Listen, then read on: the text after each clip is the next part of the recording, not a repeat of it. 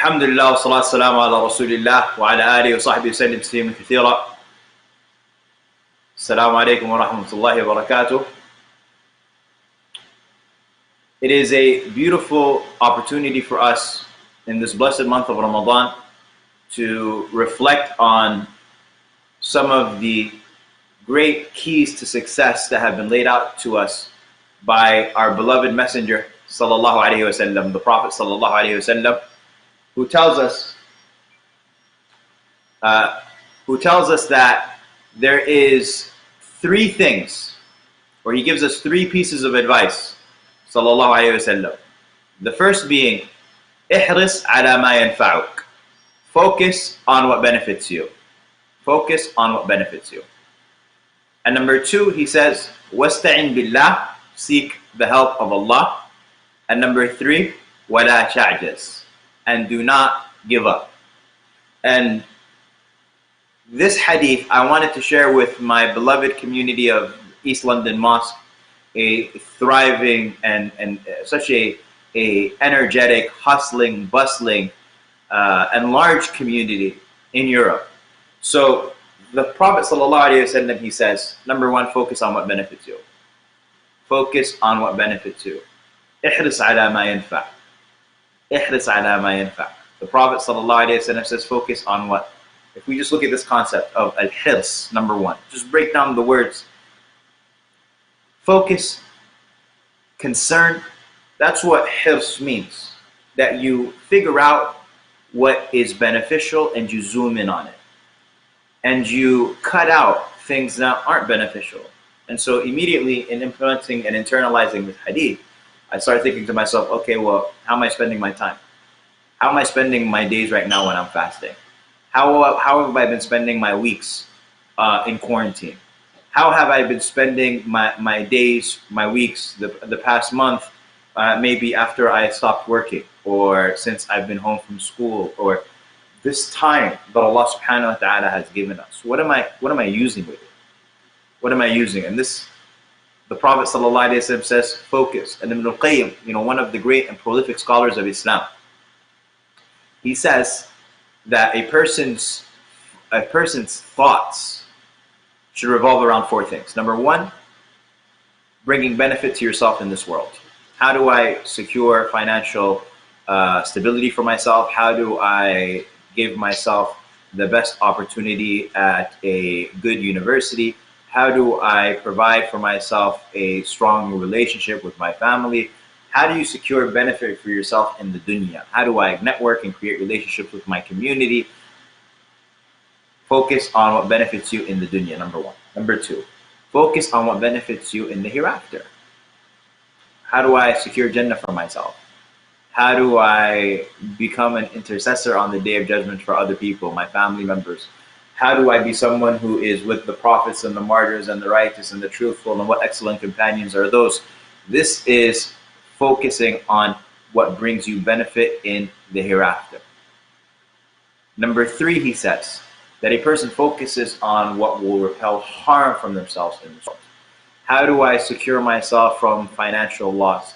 How do I secure for myself protection from poverty, protection from illness, protection from brokenness in my relationships? How do I protect myself from harm in the dunya? And that is deserving of our thoughts.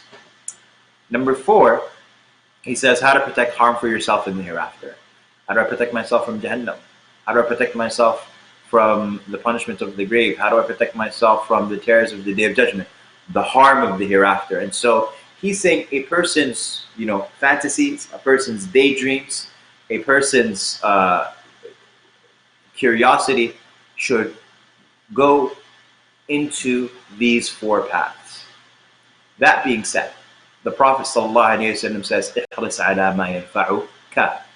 This kaf is the secret of this hadith, and it's incredibly beautiful and powerful because it means focus on what benefits you. And what benefits you might be different than what benefits me. And what benefits me might be different than what benefits my friend. And what benefits my friend, everybody focus on what benefits you. And if you understand this concept, you will be able to implement it in so many different avenues of worship as well as worldly life. So for example, with worldly life, the scholars debated which career is better. They said, is it better for a person to have an occupation as a farmer? Because farmers, their hearts are so attached to God because of their need, right, of rain. Number two, some said that it is the craftsman, because the craftsman, the Prophet ﷺ said, there's no earning that is better than what a person earns with their own hands, what a person does. Number three, some said a merchant, because it is through trade that everything can become facilitated. Everything in your living room right now, as you are watching this, has been facilitated, you've acquired, because it was either something that you purchased or something that someone made for the purpose of you purchasing it. And so everything becomes facilitated through trade. And so Imam As-Sa'di, he says, the reality is the best job is judged by this hadith. And the Prophet ﷺ is the one who gave us the tools to be able to define what the best occupation is for anybody. And that is, focus on what benefits you. It might be beneficial for me to be a doctor. It might be beneficial for me to be an entrepreneur. It may be beneficial for me to be a teacher. It may be beneficial for me to serve my community in another capacity, right? Everybody is being told by the Prophet ﷺ to focus on what benefits you. People will ask in Ramadan and they will say, what's better? Is it better for me to read the Qur'an from cover to cover, or is it better for me to read a single surah or two, or slowly read but to contemplate and to reflect? And the answer to that is, focus on what benefits you. For some, it may be the first, and for some, it may be the second. You have to figure out which one is you. Where do you find your spirituality? Where do you find your presence? Where do you find your worship and attachment to Allah subhanahu wa ta'ala? Ibn Abbas was asked, is it better in Qiyamul Layl for a person to pray long Qiyam, or is it better for a person to do long sujood? And Ibn Abbas radiallahu anhu said, everybody is their own murtad. Everyone is their own shepherd with their own sheep to pasture. You know what's better. You know where they should graze. Meaning, you might have a moment, you might have a night where you just feel the attachment to the Qur'an is there, and your recitation is flowing, and your heart is present, and access is being granted to you, reflecting on the verses. And so you find that spirituality in that moment. And so, by all means, pray long Qiyam. And there might be some nights where, you know what, I don't really feel that type of access. I would rather, just make a lot of sujood, or I would rather make a lot of dua in my sujood. And so it goes back to you. Focus on what benefits you. Focus on what benefits you. And in that concept, focus on what benefits you, there is a very powerful word that I want you to know. And that is the word no. No. Because when I focus on what benefits me, I have to be able, by default, to be able to say no to things that are not beneficial to me. I remember there was a sister who was once asking a sheikh of mine, and she was saying to him, Sheikh, I'm exhausted. I have my kids, and I have my work, and I have on the weekends and even in the evenings, I have my community is pulling me in so many different directions. Can you please teach this? Can you please organize the Sunday school? Can you please come and help with the volunteer drive? Can you please say, can you please, please? And she is being pulled in all of these different types of directions. And he said, but she was basically saying, what can I do? And he said, if you find that you have an inability to say no, you can't say no to anybody for anything. He said something that I don't think she was expecting. I wasn't expecting. Everybody in the class wasn't expecting. He said, then I think that one of the things that a person would have to look at if they are like that is their ikhlas, their sincerity to Allah subhanahu wa ta'ala.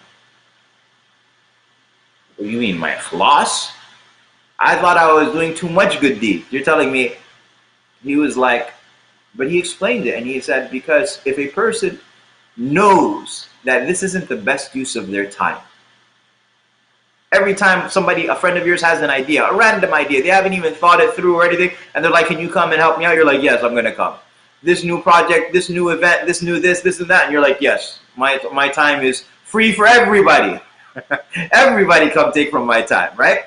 He said, if you find yourself like that, then you should reflect on your ikhlas, because why do you not have the ability to say no? Is it because you're trying to please people? Is that your audience? If my audience is Allah subhanahu wa ta'ala, then my goal, because this is a question that a person will ask too, focus on what benefits you. Does that mean I just say to everybody, okay, no, I just become selfish? No, because what benefits you is what benefits you by pleasing Allah subhanahu wa ta'ala, so that will not allow you to be selfish. What benefits me is that I entertain my guests that came to my father's house, because that is the thing that will please my father, and that is that is the middle path to paradise. That is the middle door to paradise. And so what benefits me is what benefits me by securing the highest place for myself with Allah subhanahu wa ta'ala, using this life to traverse to the hereafter. And so focus on what benefits you. And then, there's a beautiful story that I'll share here. Ibn Abbas radiallahu anhu, this great scholar and the turjaman, the interpreter of the Qur'an, the companion of the Prophet sallallahu alaihi wasallam. He was a young kid when the Prophet sallallahu alaihi wasallam passed away. He was probably 11, 12, around that age. And Ibn Abbas radiallahu anhu, he said that when the Prophet sallallahu alaihi wasallam passed away, I looked at one of my friends from the Ansar. So he's another kid like him.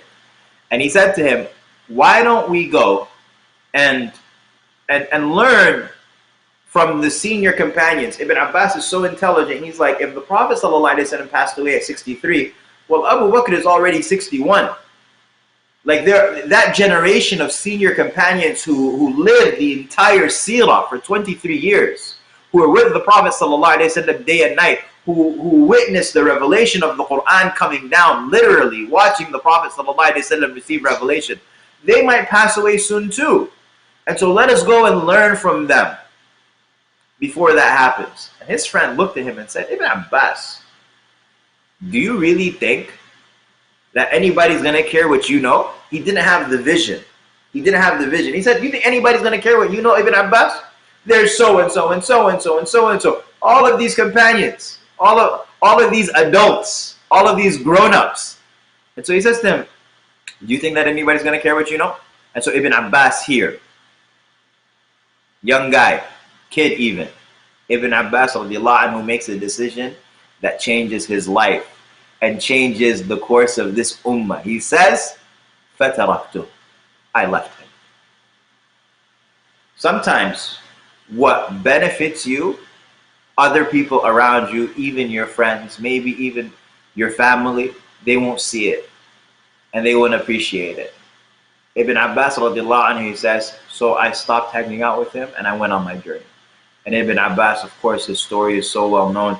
He would go and stand outside of the houses of the companions, and he wouldn't even knock out of respect, out of not wanting to interrupt their day. And he would simply wait for them to naturally come out for salah or for any sort of errand or what have you. And they would come and they would find the cousin of Rasulullah sallallahu alaihi wasallam sitting on their doorstep, literally covering himself because of being beaten down by the sun of Medina. And he did that for days and for weeks and for months and for years. And so when those senior companions did pass away, what did they find? The ummah looked for who would lead them, and they found Abdullah ibn Abbas ready to go, a reservoir of knowledge already. They found Abdullah ibn Umar, they found Aisha radiallahu anha, they found the young companions who were ready to take the ummah and lead them into the future because they had been learning the entire way. And focus on what benefits you. That's number one. And of course, there is a lot of literature. The self-help industry, the personal development industry. There is so much literature. I'm just grabbing my charger here. There's so much literature on the topic of focus and goal setting and being able to create a vision for yourself and having a vision board and doing all of these things. There's a lot of literature that will help you focus and learn how to focus. But there's not a lot of literature on the second one. And what is the second one? The Prophet ﷺ, he says, وَاسْتَعِنْ بِاللَّهِ. Seek the help of Allah. Seek the help of Allah. وَمَا تَوْفِيقِي إِلَّا بِاللَّهِ. My success is not except by Allah subhanahu wa ta'ala. We recognize that no matter what effort we put in, what plan we have, what goals we set, what strategies we implement, what execution we do, if Allah subhanahu wa ta'ala does not will it, it's not going to happen. And so we ascribe our success and we place our hope in Allah subhanahu wa ta'ala. We place our hope in Allah. And this is something, like I mentioned, these guys aren't going to tell you. No one's going to teach you that. You're not going to go to Barnes and Nobles or any bookstore and have that be taught to you. But the Prophet ﷺ is telling us that this is a key to success. And that's why, even, subhanAllah, when I'm not punching on the self-development industry too much, but I do feel that it is important that we appreciate and recognize that so much of these tips of success have been given to us perfectly in the Sunnah of the Prophet ﷺ. And then you have non-Muslims traveling around the world and they don't get it perfectly. What they do is through a lot of experience and through a lot of travel, they might find a watered down, diluted version of it, and now they're going and promoting it. And then you have Muslims who go and they'll eat it up because it's coming from that type of a source. I give you a quick example. Morning affirmations. You wake up in the morning and you say, today's going to be a good day. I am worth it. I am amazing. I am excellent, right?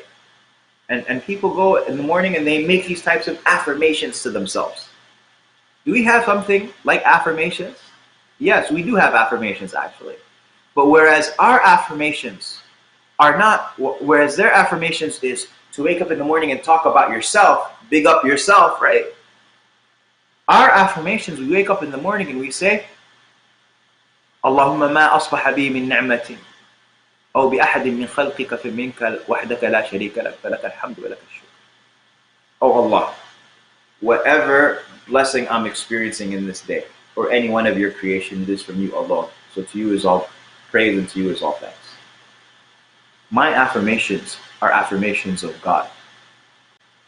Allahumma inni asbahtu ushhiduka wa ushhidu hamalat arshik wa malaikatika wa jami'a khalqik annaka anta Allahu la. Oh Allah, I bear witness. I am bearing witness, and I am making you bear witness that I bear witness that there is nothing worthy of worship except for you. And I am making your angels bear witness, and all of your creation bear witness. When you wake up in the morning and you are saying, oh Allah, I ask you for the good of this day. Fathahu wa nasrahu wa nurahu wa barakatahu wa hudahu. My cats are trying to jump into the screen. This is the work from home life, Alhamdulillah. May Allah subhanahu wa ta'ala bless all of our quarantines. They decided to get playful because they knew that I'm being broadcast to London and they've never been to London, but they're very excited. It's two of them. In any case, you wake up in the morning and you say, oh Allah, I ask you for the good of this day, its victory, its success, its guidance, its blessings, and its light. I'm asking for success. You understand and you recognize that your success is only from Allah subhanahu wa ta'ala. And there's so the first part of the hadith, remember there's a phrase that I wanted you to learn, and that's no. Okay? Learn to say no. Number two, in the second part of this hadith, there's also a phrase. And that phrase is La hawla wa la quwwata illa billah. This phrase, the Prophet ﷺ called it Kanz min kunuzil Jannah. It is a treasure from the treasures of paradise. Because when you say La hawla wa la quwwata illa billah, you are saying, oh Allah, I have no power, I have no source of transformation except in you, or except by you, so be my strength. I have no strength. I'm not amazing, and I'm not strong, and I'm none of that. Ya Rab, I actually am saying I have none of that. You be my source of strength. You be my source of strength. And when a person does that, then they have given themselves, or they are sourcing themselves from Allah subhanahu wa ta'ala's power. And that's why we're taught that when even the adhan is being made, may Allah subhanahu wa ta'ala return us to His house is a beautiful return. But when the adhan is being made, what do you hear? You hear Hayya ala salah, and what do you say? Every other place in the adhan, you repeat exactly what the mu'adhin is saying, except when he says Hayya ala salah and Hayya ala falah. Come to the prayer, come to success. What do you say in those moments? You say, La hawla wa la quwwata illa billah. I can't come to the prayer. I can't come to the prayer if Allah does not give me the power and transform my state. I can't come to this success, the success of salah, or any success, if Allah subhanahu wa ta'ala does not give me the strength and the ability. And so I am admitting my weakness, and I am admitting my need to Allah subhanahu wa ta'ala. And if you do that, Allah will strengthen you. If you do that, Allah will strengthen you. Dr. Abdurrahman al-Sumayt, one of the great humanitarians of the past century. And in fact, he passed away in this century. May Allah subhanahu wa ta'ala have mercy on him. Dr. Abdurrahman al-Sumayt is a man from Kuwait who was trained in medicine in Canada, so he's a doctor, and he spent his entire postgraduate life, he spent his entire professional life in sub-Saharan Africa, going from one village to the next, bringing healing, treating, building schools, building universities, building masajid, digging wells. This man did and created hundreds of schools, thousands of wells, built hospitals throughout his entire career there. And this man, the amount of people who accepted Islam at his hands were over 10 million people. And so this individual has been able to accomplish, by the tawfiq of Allah subhanahu wa ta'ala, what an entire country would not be able to accomplish. And so I love watching his interviews. And in one of those interviews, he was asked, he said, I never used to ask Allah for a lighter load. I never used to ask him, oh Allah, make things easier for me. Never. He said, I always used to ask Allah to make me stronger. I wouldn't ask him for a lighter load. I would ask him for a stronger back. And yuqawwi dhahri, that Allah subhanahu wa ta'ala make me be able to lift more. I can do more. There are other people who do more. There are other people who help more. There are other people who serve more. There are other people who are able to accomplish more. So how are they able to do that? Well, it's from Allah subhanahu wa ta'ala. So Allah give me that too. Allah give me that too. And so number two is seek the help of Allah. And whenever a person is going through any sort of challenge, let this be your constant phrase that you say, La hawla wa la quwwata illa billah. Ibn Taymiyyah, he says, Shaykh al-Islam, he says that with this phrase, tuhmalul afqad.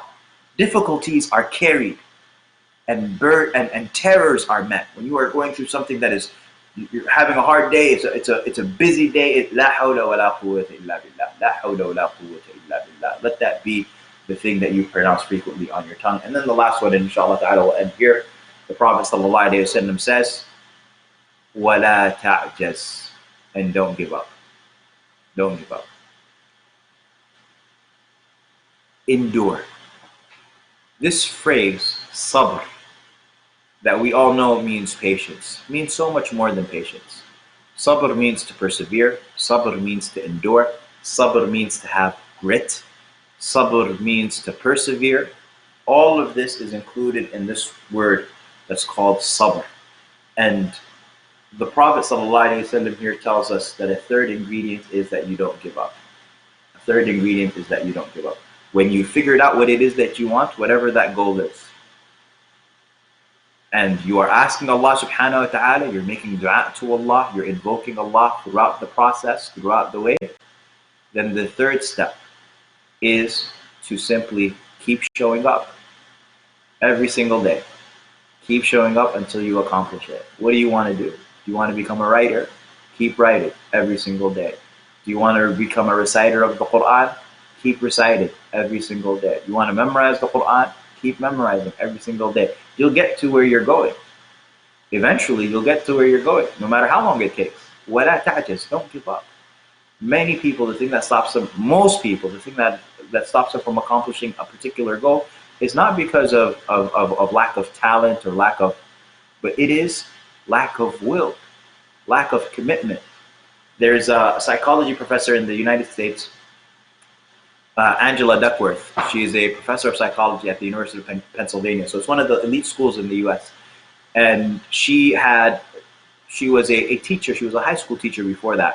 And her curiosity was sparked because she had noticed that the kids that would show up at the beginning of the year, and you can tell this is a really smart kid and this is a really smart, and she knew the kids who were, you know, really talented, and she would assume that they were the ones who were going to do the best in her class.